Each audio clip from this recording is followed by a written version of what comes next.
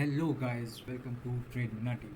सो guys, स्वागत है आप सभी का एक और नई वीडियो में जिसमें हम करेंगे निफ्टी एंड बैंक निफ्टी का एनालिसिस, जो कि है फ्राइडे 14 नवंबर के लिए। ठीक है गाइस, कल ये वीडियो मिस हो गई थी, बट आज हम देखते हैं। आज वैसे भी काफ़ी अच्छा दिन था। आज सारे इंडेक्स ग्रीन में क्लोज हुए हैं और आज बैंक निफ्टी ने एक ऑल टाइम हाई भी लगाया था।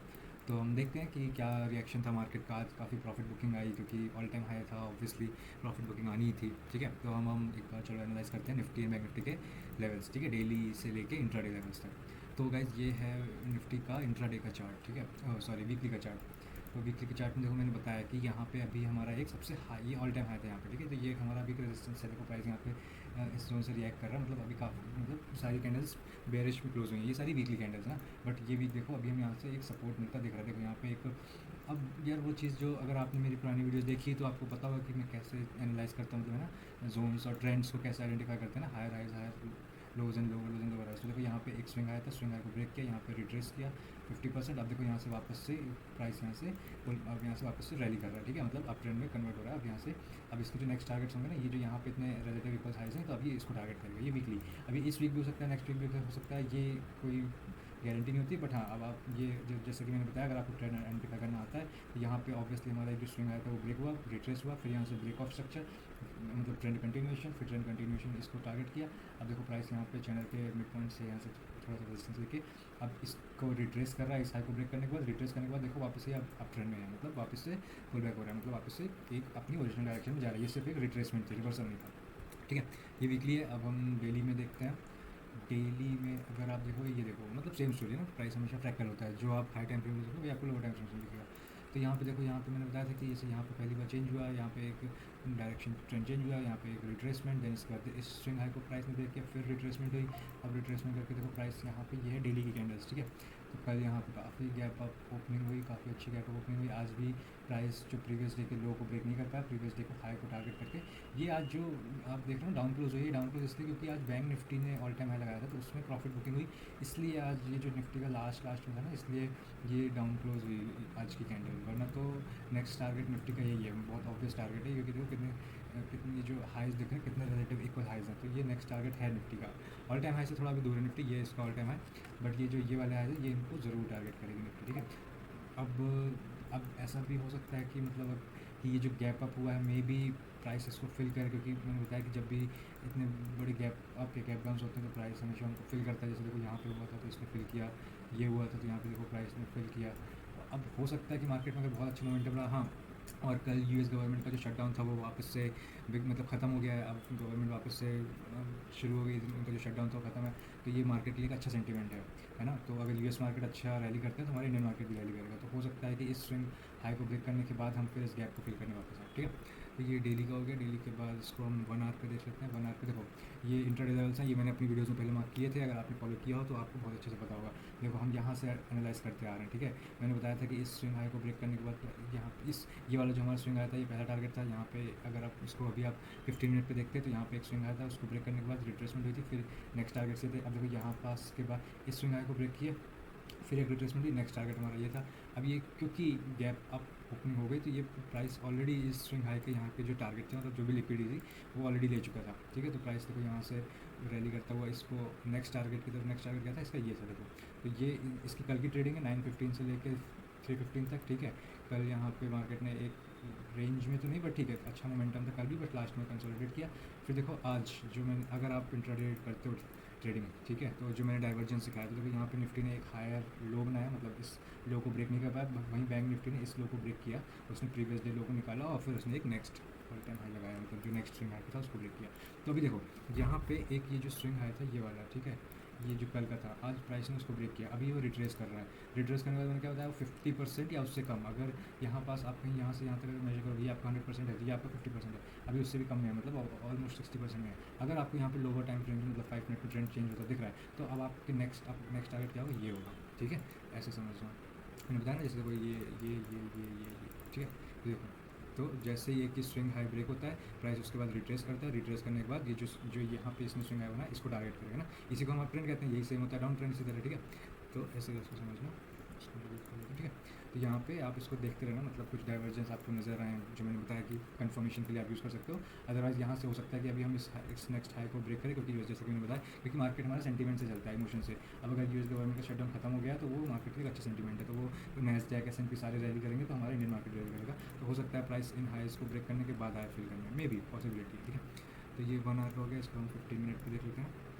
15 मिनट पे देखोगे भाई सेम कहानी, ये जो कल की ट्रेडिंग थी, कल का एक स्विंग आया था, प्राइस ने ब्रेक किया, यहाँ पे देखो रीटेस्ट किया है प्राइस ने। अच्छा ओके, 15 मिनट में अगर आप देख रहे हो तो यहाँ पे देखो इसको ब्रेक करने के बाद रीटेस्ट किया इस स्विंग आए को, बट रीटेस्ट करने के बाद देखो अभी जो स्विंग लो था प्राइस ने इसको ब्रेक किया है। ओके, और आज यही था जो हमारा आज प्रॉफिट बुकिंग हुई, उसके कारण आज हमारा ये जो डाउन साइड का मूवमेंट था ना वो नज़र आया। अब देखो यहाँ पे कुछ ट्रेंड थोड़ा सा इंट्राडे ट्रेंड चेंज होता दिख रहा है, मतलब हो सकता है ये रिट्रेसमेंट हो, पर अगर रिवर्सल के लिए हमें हाई टाइम फ्रेम देखना चाहिए। देखो ये था एक स्विंग लो, ठीक है, प्राइस ने इसको ब्रेक किया, यहाँ पे रिटेस्ट किया, यहाँ से यहाँ तक आप अगर 100% ये 50% रिटेस्ट किया। अब देखो अगर आप यहाँ पे कहीं एंटर करते, पुट बाय करते, तो आपका नेक्स्ट टारगेट होता है ये, है ना, ये देखो ये होती है इंट्राडे, मतलब 15 मिनट पे। यही चीज़ अगर मैं आपको 5 मिनट पे दिखाऊँ तो आप 5 मिनट पे आपको भी यही सेम स्ट्रक्चर देगा। देखो ये स्विंग लो, प्राइस ने इसको ब्रेक किया, आप यहाँ कहीं एंटर नहीं करोगे, आप कब करोगे जब प्राइस रिट्रेस करेगा, यहाँ से यहाँ तक 50% 100%, ये यहाँ तक 50%, आप यहाँ पे एंटर करते हैं, यहाँ पे आप यहाँ पे पुट बाय करते हैं, आपका नेक्स्ट टारगेट होता है ये, सिंपल एज दैट, है ना। तो अभी देखो यहाँ पास प्राइस ने कितना क्लीन मूव था यहाँ पे ना, कोई भी विक्स नहीं थी, कितनी बॉडी ने एकदम क्लीन मूव थी इस लो को ब्रेक करते हुए, पूरे एकदम से अच्छा मोमेंटम आया।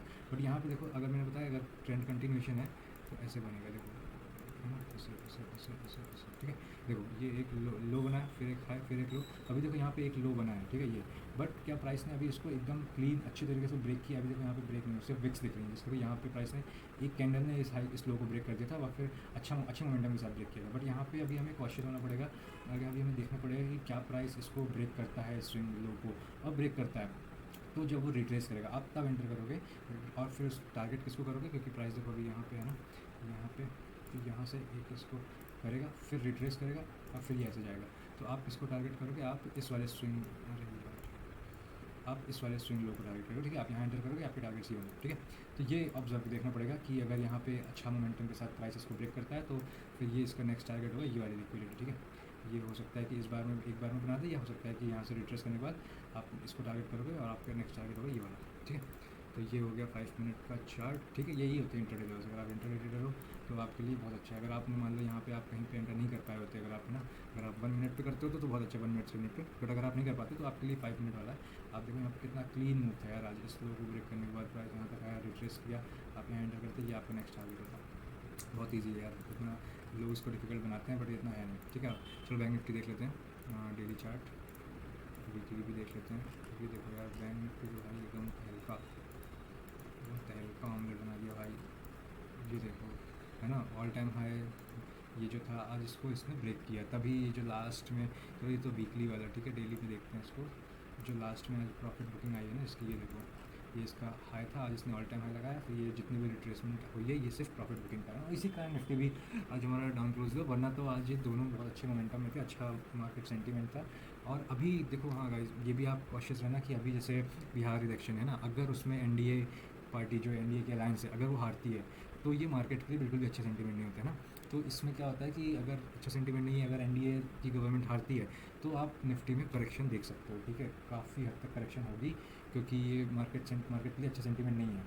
मतलब आप समझते हो अगर आप जियो पॉलिटिक्स, तो अगर बीजेपी जो एनडीए अलायंस अगर हारती है तो करेक्शन आ सकती है, तो आप थोड़ा कॉशियस है ना। जो मैंने बताया कि अभी आपको वो जो एक बड़ा सा गैप दिख रहा था निफ्टी में, प्राइस उसको फिल करने आ सकता है, तो प्रोबेबिलिटीज़ वाला गेम होता है, ठीक है।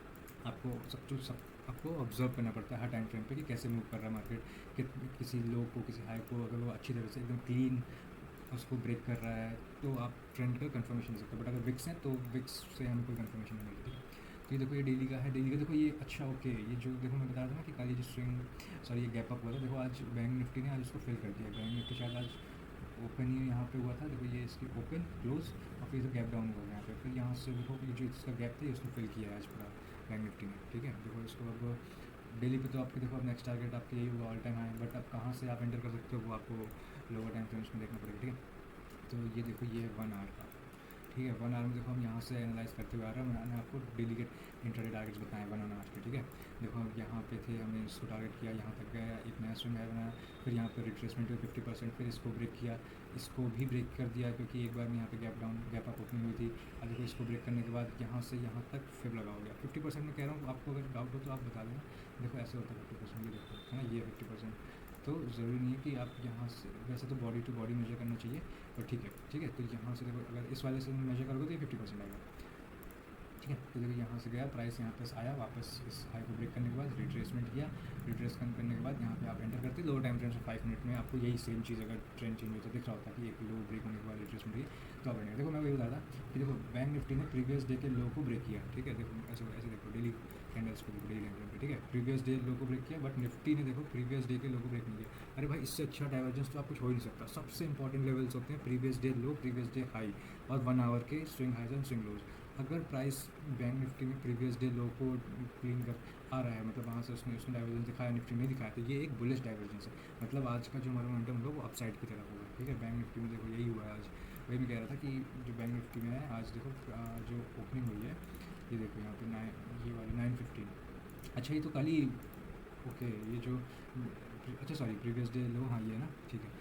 ये 315 वाला, तो 315 आज 915 में देखो प्रीवियस डे लो को निकाला, और उसके बाद आपके लिए यहाँ पे एक बहुत अच्छा चांस था। अभी मैं इंट्राडे दिखाता हूँ यहाँ पे, ठीक है। देखो ये स्विंग है, ब्रेक हुआ, नेक्स्ट आपके टारगेट क्या होते हैं, नेक्स्ट आपके टारगेट इस वाले स्विंग है। अब देखो यहाँ से प्राइस ने इस स्विंग को ब्रेक किया, रिट्रेस कर रहा है, रिट्रेस करने के बाद आप उसमें लगाओगे फिर, है ना, फिर लगाओगे आप ये वाली। अब देखो यहाँ पे देखो इक्विलिब्रियम मतलब 50% है ना, प्राइस एकदम वहीं पे सस्टेन कर रहा है, अभी वहीं से सपोर्ट लेता दिख रहा है।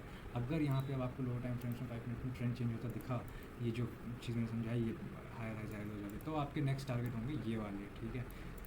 बहुत ऑब्वियस टारगेट है, बहुत क्लीन रिलेटिव इक्वल हाइज है, तो इसके आपके बहुत अच्छे टारगेट्स मिल सकते हैं, ठीक है। 15 मिनट पे देख लेते हैं। 15 मिनट पे भी वही सेम स्टोरी होगी। ये देखो ये आज 915 प्रीवियस डे लो इसने निकाला, फिर उसके बाद देखो क्या बढ़िया मोमेंटम आया है, यही निफ्टी ने नहीं निकाल पाया था, ठीक है। तो ये देखो ये स्विंग हाई को ब्रेक किया, फिर उसके बाद यहाँ पे देखो ट्रेंड, अब इंट्राडे ट्रेंड चेंज हुआ है, ठीक है। ये मतलब रिट्रेसमेंट कहते हैं इसको, रिवर्सल नहीं कहेंगे, ठीक है। जैसे कि मैंने निफ्टी में बताया था कि ये देखो ये एक स्विंग लो था, इसने प्राइस को ब्रेक किया, यहाँ पे प्राइस आया, रिटेस्ट किया। अभी देखो लेकिन इसने इस वाले लो को नहीं, अगर आपको टारगेट होता तो ये हिट नहीं हुआ, बल्कि निफ्टी में हो गया है।